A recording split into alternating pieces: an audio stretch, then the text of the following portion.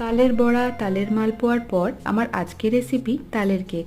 প্রথমে 1 কাপ ময়দা, half teaspoon baking powder, 1/4 teaspoon baking soda একটা চালনিতে ভালোভাবে চেলে নিতে হবে। এদিকে একটা ডিম ফাটিয়ে তার মধ্যে half teaspoon vanilla essence, half cup মতো সুগার দিয়ে হ্যান্ড বিটারে ভালোভাবে বিট করে নিতে হবে।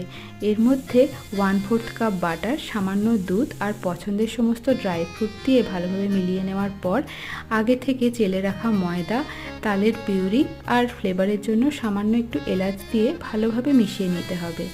এখন এটা সামান্য অয়েল ও ময়দা দিয়ে কোট করে রাখা একটা কেক টিনে ঢেলে নিতে হবে। এবার বেক করার জন্য আগে থেকে কড়াইতে কিছুটা লবণ বা বালি দিয়ে লো টু মিডিয়াম ফ্লেমে 7-8 মিনিট প্রিহিট করে রাখতে হবে। এর মধ্যে এই কেকের ব্যাটারটা দিয়ে 25 থেকে 30 মিনিট লো ফ্লেমে ঢাকা দিয়ে বেক করে নিলেই রেডি তালের কেক। কেমন হলো জানাবেন।